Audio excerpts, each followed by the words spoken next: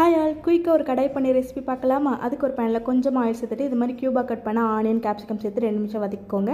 அது தனியாக எடுத்து வச்சு திரும்பி அதே பேனில் கொஞ்சமாக பட்டர் சேர்த்துட்டு இது மாதிரி கட் பண்ண பன்னீர் சேர்த்து நல்லா ஃப்ரை பண்ணிக்கோங்க. இதே 2 நிமிஷத்தை வதக்கிட்டு தனியாக எடுத்து வச்சுட்டு திரும்பி அதே பேனில் 1 table spoon butter 1 table spoon oil சேர்த்துட்டு ஃபைனாக சாப் பண்ண 2 ஆனியன் சேர்த்து நல்லா வதக்கி விட்டுக்கோங்க. இது நல்லா வதங்கினது இதில் 1 டேபிள் ஸ்பூன் இஞ்சி பூண்டு சேர்த்து அதையும் நல்லா வதக்கி விட்டுக்கோங்க. அதுக்கப்புறம் 2 பெரிய சைஸ் தக்காளியை நல்லா அரைச்சி சேர்த்துக்கோங்க.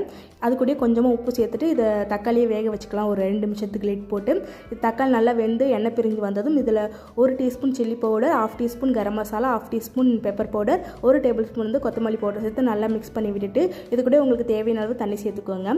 தண்ணி சேர்த்துட்டு இதை இன்னும் ஒரு 2 நிமிஷத்துக்கு கொதிக்க விட்டு நல்லா எண்ணெய் பிரிஞ்சு வந்தது இல்லை நம்ம ஃப்ரை பண்ணி வச்சிருக்கிற ஆனியன் கேப்சிகம் அப்புறம் பன்னீர் இதெல்லாம் சேர்த்துட்டு திரும்பி இன்னும் ஒரு 2 நிமிஷத்துக்கு வேக வச்சுக்கலாம். 2 நிமிஷம் ஆனதுக்கப்புறம் கடைசியாக ஒரு 10லேருந்து 15 முந்திரியை கொஞ்சமாக தண்ணி சேர்த்து அரைச்சி சேர்த்துக்கோங்க. அவ்வளோதான். கடைசியாக கொஞ்சமாக கஸ்தூரி மேத்தி தூவி இறக்கினா சூப்பரான டேஸ்ட்டில் கடாய் பன்னீர் ரெடி.